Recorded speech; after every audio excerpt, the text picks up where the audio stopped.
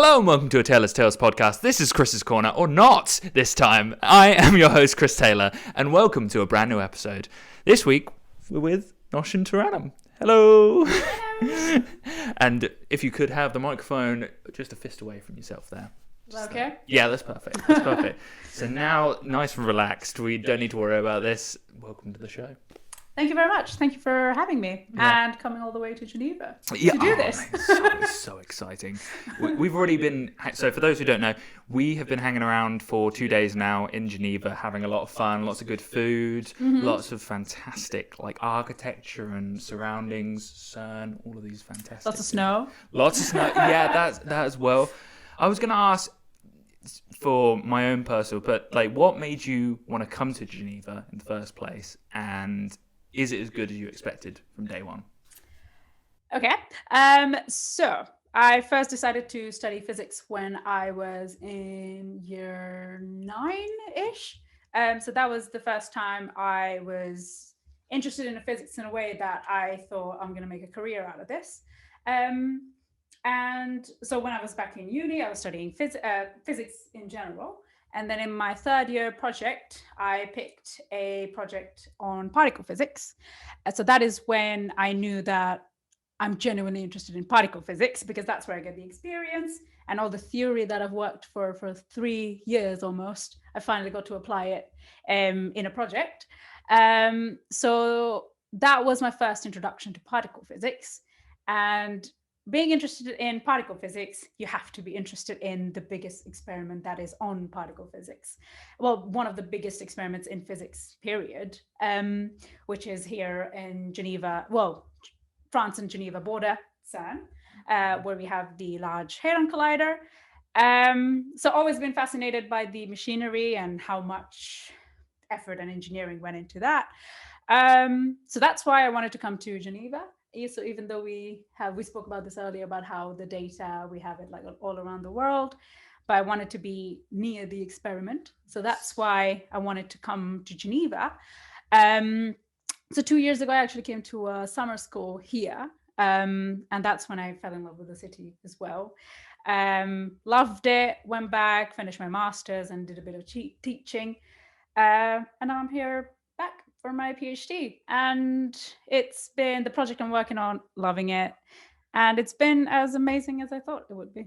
Everything. So what would be out of the top highlight so far of working at CERN, but also being in Geneva, obviously? I would say the sceneries. Get out anywhere, you can see the mountains like in the background always. The people here are very, very welcoming, and it's a very international atmosphere. So everyone's just from a different culture. You have so much to learn from literally anyone around you, and it's so international in Geneva that I've actually not met a Swiss person. Everyone is from somewhere else. And I mean, I've met people who are half Swiss, but it's so international that everyone's from either Italy. So the locals have just been sold out. They've just run away or just been kicked out of the Geneva then. I think it might be more because of the line of work. So the people I work with are also in particle physics. So they come from other places in the world like me and settle here because of working with CERN. So I think that's one of the reasons why it's always I meet people from other regions of Europe. Yeah, and that spices up life and gives you a little bit of different perspective, I imagine. Yes, definitely. So do you feel like, is it overwhelming? Is it just you're happy to be here sort of thing? Or are you taking it in your stride and just like... It's a bit of both. Overwhelming, definitely. Like when I have something to present in a meeting, and even though I know that my supervisor has got my back, it's still just so intimidating walking into a room where there are people who are like, their specialty is particle physics, they're professors, they've worked on this like their whole life, and you're there presenting some work, and it's like, yes, I'm presenting this, but is it going to be interesting for them? Are they interested in my work? Because they're so experienced that you're like wondering whether it's going to be any worth hearing in the first place. Exactly. Yeah, because I'm like these are the results, these are the plots I have. Like, I'm finding it interesting. I love the information I'm getting, but do they already know it? Do they think it's worth doing? Do they value my work? Kind of thing. So that is very, very intimidating. And I mean, I'm an experimental particle physicist, and presenting in front of experimental particle physicists is already intimidating, but try doing it in front of... Because everyone's a mini genius in there. But imagine doing it in front of theoretical particle physicists, because they just have all the knowledge of all the theories, and it's just very scary. But that is why I'm here, to challenge myself and learn learn new things every day. So it's scary, but I'm enjoying it as well. Yeah, that's always good to hear. And on top of that, to hear that you, even though you are surrounded by people who, I mean, what's the sort of reaction you did get? Because obviously you've talked about around what you're thinking in your head. What actually happened when you gave those presentations? What was their sort of reaction? I started my PhD in July, so it's been a few months. So there's been quite a few updates and presentations. So some of them, they've gone very nicely, where it's someone asking questions that you already know answers to. So Fantastic. It's very nice. Always. Oh, yeah, I do know this. But there are times when there's been questions where I just didn't have the background to answer it. Right. So I obviously either talk to my supervisor, who's also in the room, who has more knowledge about the subject, so she either answers it, or it's kind of like a discussion point for me as well. So I kind of try to answer the question, and also get feedback from them, and just being honest about it, and just saying, I haven't worked on that, but this is what I think, and what do you think about that kind of thing. I actually dread presentations when there's no questions. I absolutely hate that. Dead silence at the end. Exactly. I absolutely hate that. So there's been, I think, only a handful out of the presentations I've done, but there has been cases where there is silence. It's so funny you should say that, because like the aim of the game for me is to always have no questions at the end of my question. So contrast to me, are just like, it's always that one person who's got a question where it's like, oh, you again, you. But no, that's really interesting, because it's a different perspective, but it's also really intriguing to hear that you're hoping for somebody to come up with a response to the work that you've done. And I'm assuming that's because you're hoping that they're going to ask the question that you know the answer to. I mean, that is the best case scenario. Definitely. But I do hate silence after a presentation. Round of applause at the end of it. You just want that. That's what you want, something at least. No, I totally get that. And I mean, in those sort of scenarios where you do have so many smart people around you as well, do you find that you're learning a lot as well along the way? Definitely, yeah. So, I mean, the experiment I'm working on is called Phaser, and it's a very, very new experiment. And because I started in July, by then already a lot of work had been done on Phaser already. So there's a lot of background that I need to catch up on before I can start contributing to the project. But like you said, because I'm surrounded by so many people who already have, first of all, experience, and they're crazy intelligent. So I know that even if I have a problem that I can't solve, I just know that I have a team where I can go and say, I don't know it. And there's going to be someone in the room who is going to be there to answer it. Yes. So there's always, always, always so much to learn. And there's times where I think I know it, but having that discussion and knowing, oh, wait, I did know it, but I didn't know the other bit that person knows. So it's always so much to learn, We call it we have something called the cycle of research. So it's always you answer a question, but then you have 3 other questions leading from that. So it just keeps going as a cycle. And so the people who are above you, I'm assuming, like in that comparison, they're expecting that. So they're expecting, because you've just described it, like that whole like cycle of questions, they're expecting that. They're not expecting you to come up with the amazing answers immediately. Sort of like, I'm not going to come in and just change the whole. Exactly. But at the same time, you've got 4 years to be able to adapt to that, I imagine, as well, and enjoy that experience. Yes. Do you have any goals? What's the aim at the end of those 4 years? What's the goal for you in this sort of position? Do you have something in mind? I'm pretty sure I'll come up with more plans as I go along. Yes. But at the moment, specific to my work, my goal is I'm part of this upgrade that's being done for my experiment.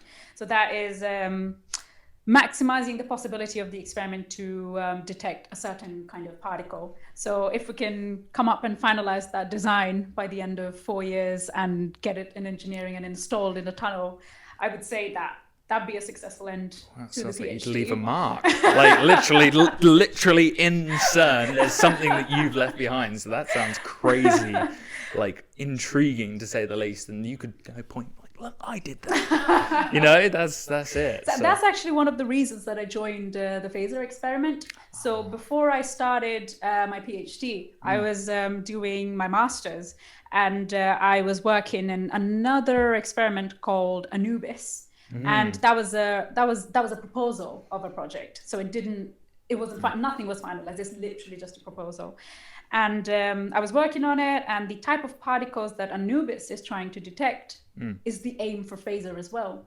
So that is one of the reasons I joined phaser, because whatever I did with my master's, if you took it like 5 years forward, and that was the result of phaser. So I think I was very lucky to find that experiment. Just right place, right time sort of thing. Exactly. As well. I was just very lucky to find that position, and knowing that there is a part of the project that could be done within a PhD. So wow. And all of that, all in the space of how long?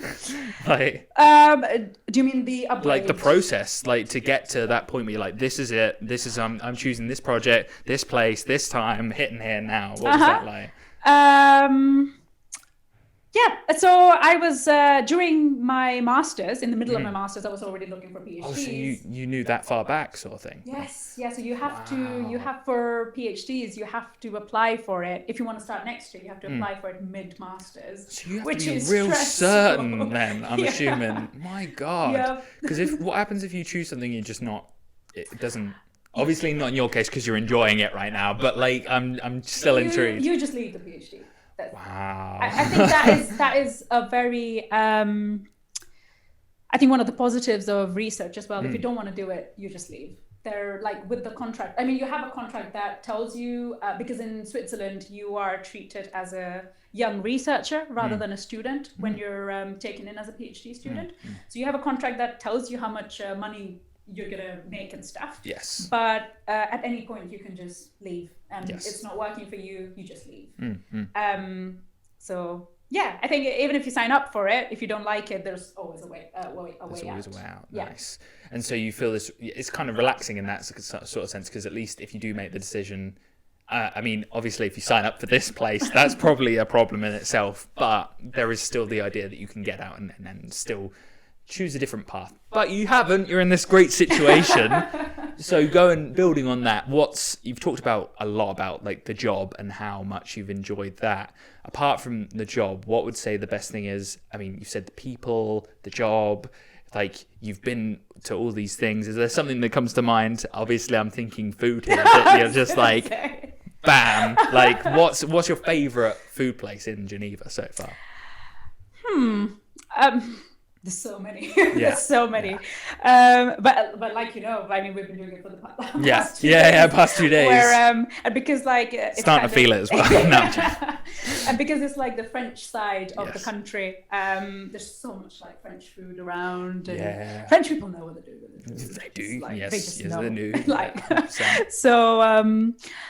so there's lots and lots of French places that I love, but in terms of Swiss cuisine, I've always loved cheese. So, yes. I mean, the traditional cheese fondue is like one of my favorite things to do, things to have. And I think the aspect of cheese fondue that I love the most is, I mean, firstly the cheese, and the second is that it's such a social food. Yes. So you don't just go have it alone. You're with a party. Yeah. It's always to celebrate kind of the company, and then the food is in the middle of it. But I really enjoy like social foods like that, where you're socializing around food. Involvement. Exactly. Yeah. So I think that is one of my favorite things here, and the chocolate as well. I love I can understand that. Yeah, 100%.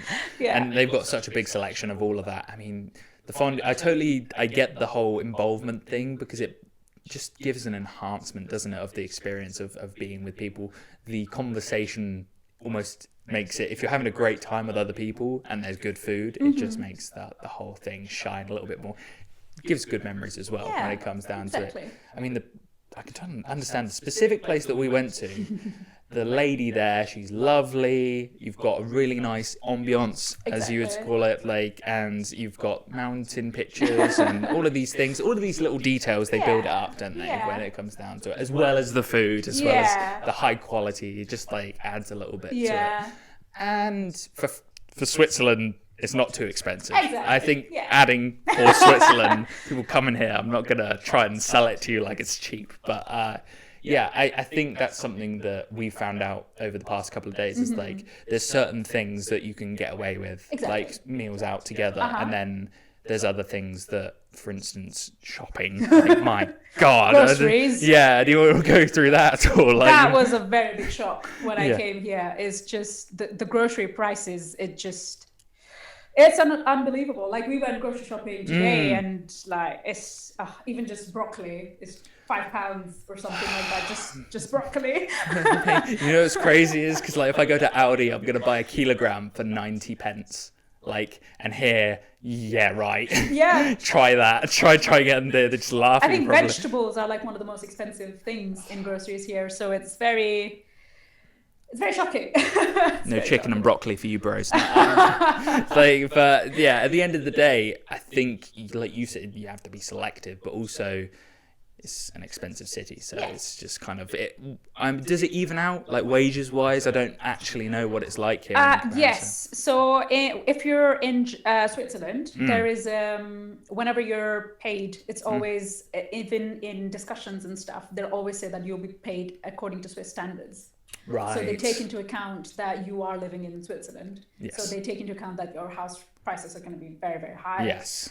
Your groceries are obviously going to be really pricey. So they take into account that. So if you're working in Switzerland and you want to live in Switzerland, then it's doable. It's doable, and you can still afford to go out and have fun. It's not like you can't do anything with the money. So UK needs to take notes. that's really good. Like, that's really cool. Like, the standard of living here is very, very high.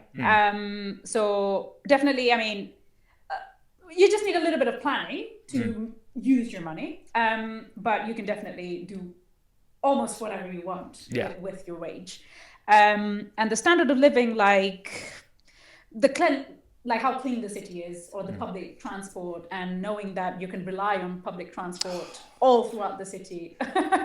Like, you're gonna have trams right on time, you're gonna have buses right on time, and like, we were waiting for the tram to go to CERN today, and when it said it was going to come, it turned up. Was there. I didn't have anxiety attacks because it potentially could or could not turn up. I mean, we still took a long time for a walk and I think that says everything you need to know really about it. Like, you still took extra time, and we were able to still get on the bus. I don't know. It says a lot about where I'm from. You know, the UK, in the sense that they just haven't sorted out the transport system, and coming here is a breath of fresh air in terms of reliability, in terms of quality as well. You look at that public transport, there's not like gum on the floor or anything like that. It's so clean, so clean. And I think the people who live in Geneva, they also take pride that they live in Geneva. So they also look after the city equally as like the council or everyone else who's responsible for the city. I can see that because it's reflected in the way they are to people. Like you said, like, people are so friendly here. Like, bonjour, like just in the way they say things. Like, it's just a light-heartedness to the intro. So do you have like a certain region you don't go to or anything along those lines, or is Geneva just in a whole like that? You know what I mean? I think Geneva full. I mean, everywhere is the same. Like, everyone I've interacted with, it's always very, very. It's always been a pleasant interaction. Yes. You know, because as you know, I mean, I'm not fluent in French, and I'm kind of hesitant to use French as well. But anyone, even if they're not fluent in French, if they know that I can't speak French, they always make the effort to at least make sure that I'm okay, or I got what I want in the shop or somewhere else, or they're very kind. They're very kind. I've never come across anyone in the past few months where I was just like, oh, that was a weird interaction. Never. Didn't happen. No, it's really positive, because they don't look at you and say, "Oh, Englishman." Like, you just like, there is a very like, "Oh, yes," and they go into English. which is really impressive. And I kind of feel, again, we're going back to like the whole like we should be doing this and we should be doing that, but it's great to see a nice positive side of things, especially within Geneva. What would you say? So you've said transport, because that's amazing, and you've said about food and stuff like that. Is there anything else that's just like up in the style of life for you in Geneva? Up in the style of life. Because obviously this is nice as well. Like obviously the studio apartment, the location. Yeah, I would say that. Actually, yes, because like we have the old town in the middle of Geneva. So kind of that is where Geneva started. So we have the old town and then it kind of modernizes and we go out. And we have this wall around the old town. So it's differentiating between the architecture as well. Yes. So the architecture here is amazing. And it's very, very diverse as well. Yes. It's like everywhere you look, it's just a different type of design. I love it. I love it because when you've been showing me around, there's always been something different about each part of the city, like going from a massive fountain to like walls with different types of, for instance, that you said earlier about the fountain that has like the drinking water, was so it? Any running supply of water you see around Geneva is drinkable. Yes. So if the water's flowing and, you know, if it's coming out of a wall. How many people do you see actually going in there just like face first, just sort of like drinking out of it? I doubt that's like, no. I can't believe that. That's probably not a thing in Switzerland. They're just like... But you always see like tourists who are aware of this fact. They're always going and filling up their water bottles there. And that's how I found out. Right. Because 2 years ago, I was the tourist. And I was going around filling my water bottle when I saw that makes so much sense. Yeah, so the residents never really do it. It's always the tourists. They're doing it just because they're like, ooh, free water. Yeah, like, it's from that the makes Alps. sense. It's from the the Alps. mountains. It's going to give me vitamins. No, but that's really intriguing because these little features, they always add something special to the city. Yeah. I think I'd also add the fact that we just have such a huge lake in the middle of the city. Yes. Like, it's just such a refreshing thing because you get out of city life and there's just a lake that you can just go enjoy. And obviously because of winter we didn't see much buzz around it. Yes. But when people come during summer, it's just filled around the lakes. Like just after office, everyone at 5 is off and they're chilling in the lake. So that's what I mean by the living standard. Like you have work, but everyone here, I feel, just knows how to enjoy life. Like even my colleagues, when I work with them, so one of them, whenever I ask him, you know, what are your plans for the evening or the week, it's always, oh yeah, I'm going to go cycling or like rock climbing, I'm going to do this, I'm going to do that. And like every colleague I ask, they always have plans outside of work. And these are really busy people. Yes. Like, they have lots of projects that they're handling. They have so much responsibility, but they make sure that they're getting other stuff done as well. And I think it's based around how Geneva's built a bit as well. Okay, so there's a little bit of culture in there in sense. It's not just the individuals where it's like the city itself almost gives you the opportunity to go out and do stuff. Like, I mean, you're not too far from the ski slopes, stuff like that. Like hiking is so easy. If you want to go running in the mountains, that's like only 20 minutes that direction. By the lake as well when you run. Yes. And it's, all round giving you opportunities other than just working. So that's really, I mean, I've talked about work-life balance all the time and that's so important. So it's really nice to see like a place, you know, incorporate that into how they do things. I think that's really reflected on why people are nice as well, because if they're doing stuff, then mentally they're like more relaxed. Yeah, exactly. They're not like, oh no, Monday morning, work again. Will the suffering ever end? No, it's great to see that because there's so many places that I do know that it's a place where you go to work. There is nothing around it. It's just, and there's nothing like that here. I was going to ask you, so, you know, we've got the banking here, you've got all of these places. I see in Old Town as well. Is there many offices in Old Town at all, or is it just for living around here? Not in the Old Town itself, but right around the border of Old Town. We have like multi-story buildings just for banks and stuff. Right. But in Old Town, it's more focused on like personal, like, you know, the coffee shop we went to. Yes. Yeah. So it's more like just small shops, small boutiques, small, very like individual shops that I think it's probably got like family businesses, like histories of family just owning shops around here. And it's very, you won't see any like chain markets or chain restaurants here. So it's very, because I love going to, I try to avoid chain restaurants. Yeah, you go into unique places that have personality. Exactly. Yeah. And so it's usually places like that around Old Town. The business centers are right outside Old Town. Yeah. I mean, I love that because with every place we've been to, there's been something different about the places we've gone. That coffee shop you said, it was like vegan and like it was focused on health clearly and focused on being, it was really small, wasn't it? In the sense like it had so much stuff. The gentleman was so friendly and there was seats outside. It's like literally on the windowsill, wasn't there? So the coffee shop where you walk past, it looks like it's just a window ledge with a coffee shop in it, which is crazy. And on a slope that looks like a mini village sort of thing. So it's really interesting how they've made it possible in the first place for people to set that up, because you know, everything's up for a fight in London, isn't there? Like sort of for every piece of property, and I think that's the same in a lot of major cities. So it's good to see that there's still little businesses thriving almost. Yeah. Sorry. No. I was intrigued to carry on, go from there. But in regarding little businesses, did you see any difference?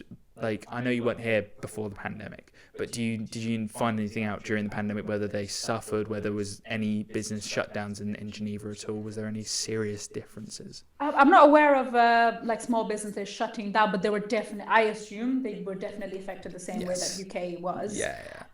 But I think the culture of eating out here is very big. Like I was telling you yesterday about, like, here during lunch and breakfast, I see people in restaurants all the time. It's very rare to see that in the UK. Like during lunch, it's very empty. It is UK. always. Here it's filled. Restaurants are always filled with people.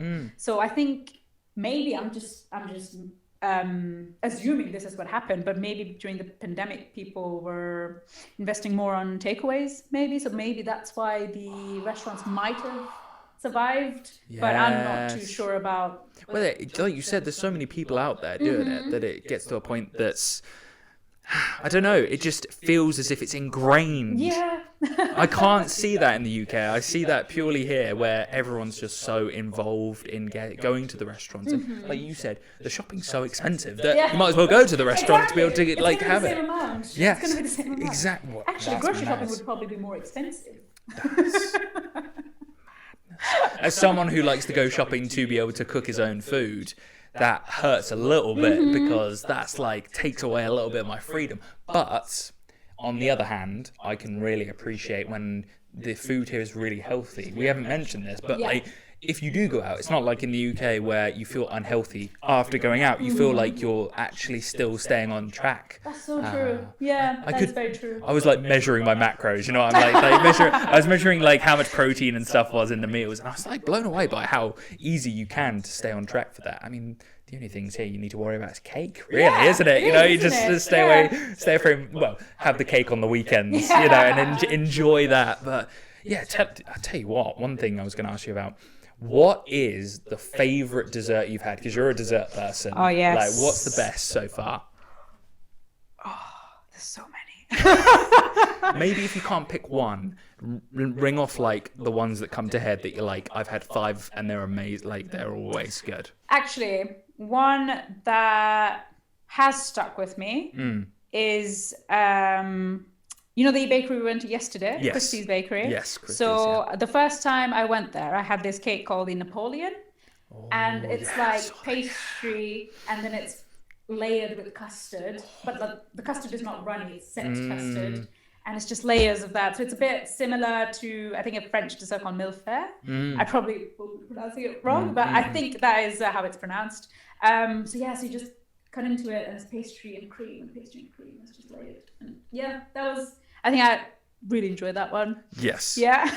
I think a traditional thing for Swiss cuisine is meringue and double cream that we had yesterday. Yes. So that is one of my favorite things about the Swiss cuisine as well. So the meringue is quite different from how the UK cuisine has it. So it's a bit more... bit more texture to it, I think. It's less chewy. Yes, There's less chew to it than you would normally find if you were to purchase something in the UK, 100%. And the double cream, it comes from this place called Gruyere, which is a village close to Geneva. Yes. And it's got, I just love double cream from there. Yeah. It's the Swiss cows. I mean, I can't argue it. It is really, and you can just have a tablespoon of it and not feel like, oh, this is too rich. I know. It is really smooth as well, isn't it? I think that's a repeated concept with all the foods around here, isn't it? Because you have it and I'm not sick. Exactly. It's not over. You just don't feel bad about that. Yeah, 100%. And more than that, I always feel that whenever I've had a meal there, I do not feel like I can't have another one, which is crazy for me because I'll have a meal at a restaurant and that's it. I'm done for the day because there's just so filling. But it's really nice to be able to feel a little bit lighter than doing that. So yeah, I think there's so much to give here in Geneva when it comes down to food, as you've proven, over the past 2 days. Is there anywhere that you haven't tried that you're just keen to see? Well, I'm a very, very big fan of gelato. But yes. I know about a few gelato places around, but because of winter, I'm kind of not been there yet. I have it on my agenda, but I'll make it at one point. There's loads of restaurants that I know about around Geneva as well. So I follow a food blogger on Instagram who does all the updates of like restaurants around here. Right. And I've just got so many on my list that I need to get through. Keep them close until you've done them. You can write about them. You can create your own blog after that and go from there. But yes. But there is, honestly, when I go through her page, there's just so much. There's so many restaurants and all of them are just personal businesses. They're not chains and I love that about it. And yeah, they're obviously it's French food and yeah, loads on the list that I haven't made it to yet. Yeah, that's always good because sometimes it can feel you can be in a city and I've found this myself, been in it for like 2 days and you've done it. That's it. There's nothing left in there. You've done all the fun stuff. Geneva just keeps on giving. So I'm intrigued to see where you keep going with these. So I look forward to seeing the photos of the next like round of desserts to go from there. But another interesting thing about Geneva is that you have obviously the restaurants and stuff going on in the city center, but even like just 20 minutes drive in any direction, you'll just be in a remote place. Again, you have these new restaurants and new views and new sceneries and completely a different way of life. And getting to the Alps is so easy. And I actually there is one restaurant up in the Alps that do cheese fondue, so I want to. The view, the food, the company, epicness, all of it. Yeah. That is amazing. Oh my God, See, this is the thing. When you have a perspective on where you want to travel and you're on your own, you have things in your mind where you want to go. But when you have someone else tell you something, you're like, wow, this is a completely different way of doing things. I would never have done this, but I'm glad I did. So it's good to get these. And I imagine when you point out these places like Christie's. I mean, Christie's, we could go on because that shop deserves so much credit. There's so many good things in there. It's so classy as well, isn't it? The decoration. God, yeah, I've got so many photos of it. The fact that it does both savoury and sweet. So I recognise that because I had a salmon bowl and I felt like I was like, this is great, this is good for me, and then I also have got my 5 a day just by eating this one bowl basically. It's crazy.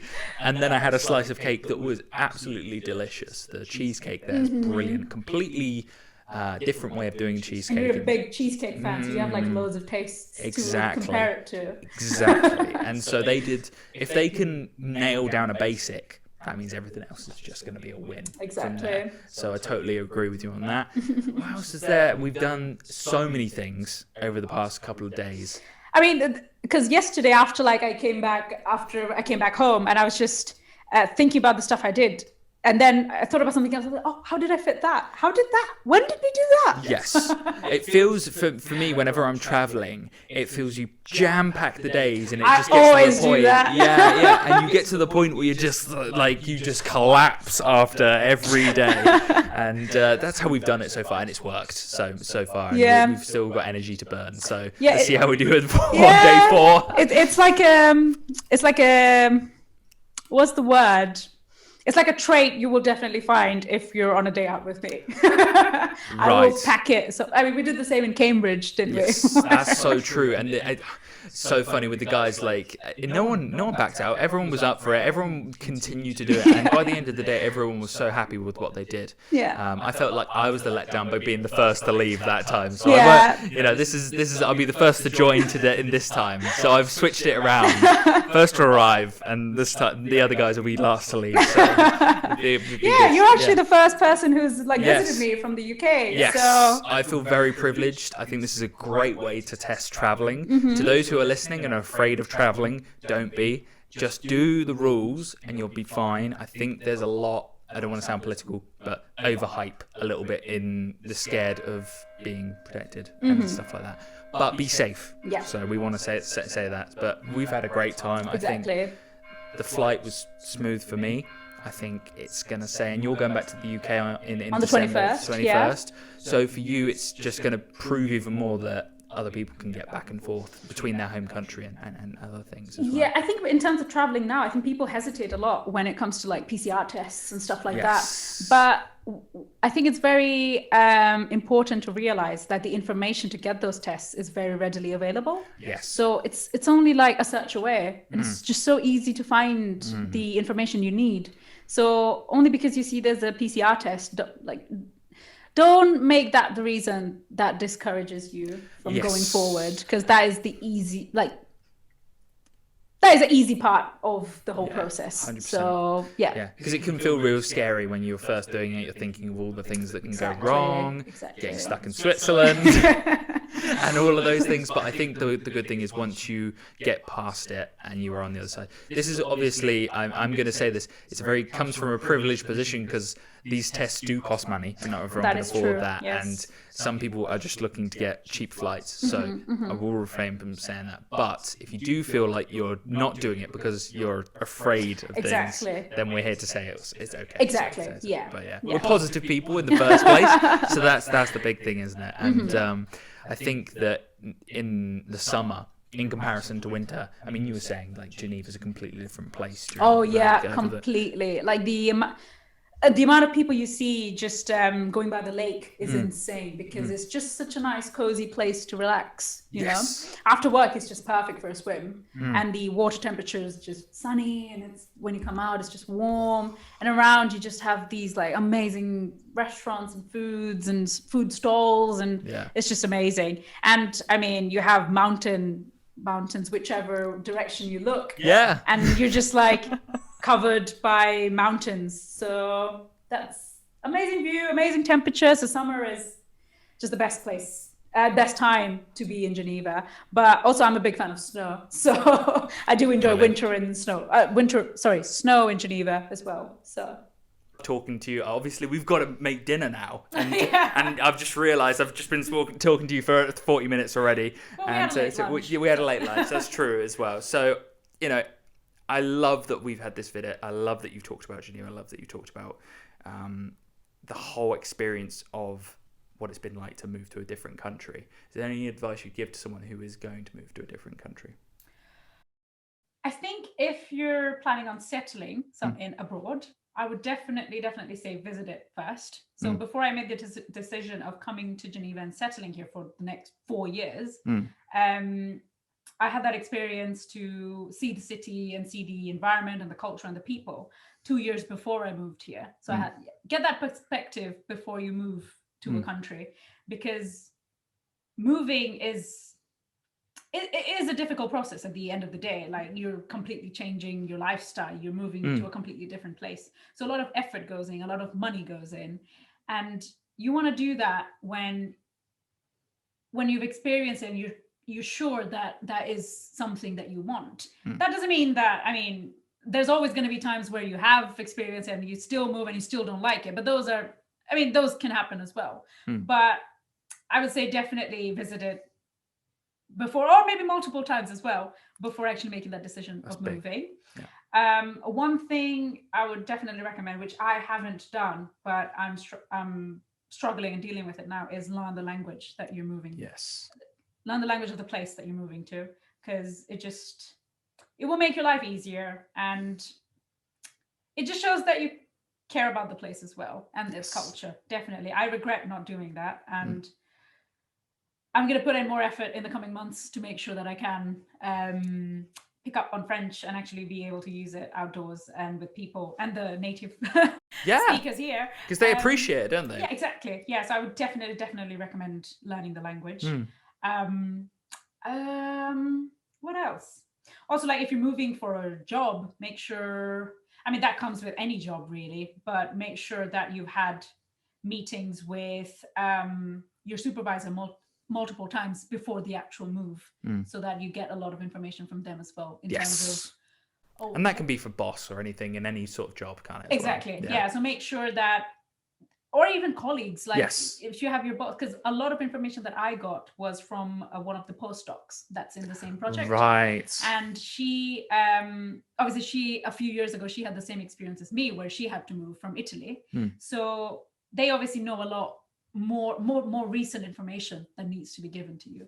So make sure that you're talking to your teammates and just getting information from them before you make that decision of what else needs to be done. Yeah, I mean, well said. All of those things, moving, understanding the place, learning the language. Shout out to Duolingo. Definitely use it because it's useful. But also getting people's advice, because you're going to be working. I'm assuming you're currently still working with that person, that postdoc. Or yes. Okay. Yeah. So that means that they will have your back a little bit. Exactly. So that can be even a colleague in a different company or anything along those lines that you're moving to. I think this is relative to anyone moving to a different city or a new place, new university for that case. So really useful information. And brilliant. I think another thing I would like to add would be that because you're moving to a completely different country, and obviously you're leaving your family behind and everyone you've grown up with, like in a different country. Go make new friends. Exactly, definitely. But here's the thing: people need to realize that making those friendships takes a bit of time after moving. Yeah. So for the first few weeks, of course, you're going to meet people. Yes. But at that point, they're still colleagues. Yes. You know, so becoming friends takes a bit of time. Don't think it's immediate. Yeah. Exactly. So for the first week, if you don't have someone to do something with, or you're having to do something just alone, don't be afraid. Or don't love that. Don't think that, oh no, this is like bad. I'm alone. I don't have friends. Oh no, what's gonna happen? Like, is this how I'm gonna feel like for the next months? Like, why did I leave my country? But that is completely normal because building friendships take time, and you're gonna meet loads of people when you move into your job or whatever reason you move for. But just being alone for the first few weeks or not having someone to rely on in this country is completely normal. Yes, it is. And you become stronger because of it. Exactly. Yeah. And it's nothing but positives from that. You're going to learn how to live on your own. You're going to learn how to adapt into a new environment. And along the way, you'll learn how to make new friends in different, maybe not even be in your job. You might meet them outside of work. So there's that as well. Yeah. So all good, like solid advice. I've used it myself before. So I totally agree. And I think it's important to understand as well that you can come from somewhere else, you can be different and work in a new area and adapt and show that, just being a good person is going to really make you a lot of friends along the way and all those things. So great way, really positive way to end the podcast, Noshin. I love it. Yeah, really, really good. So thank you so much for being on. Thank you for giving me your time, and thank you for letting me come visit in Geneva. Thank you for having me on your podcast. This was fun. So, guys, sorry that the camera has cut out. That's my fault for not charging it properly. But thank you for those who are just listening. You know that what this is about to say. This has been a Taylor's Tales podcast. This has been Chris's Corner. I'm your host, Chris Taylor. And as always, I'll see you next week.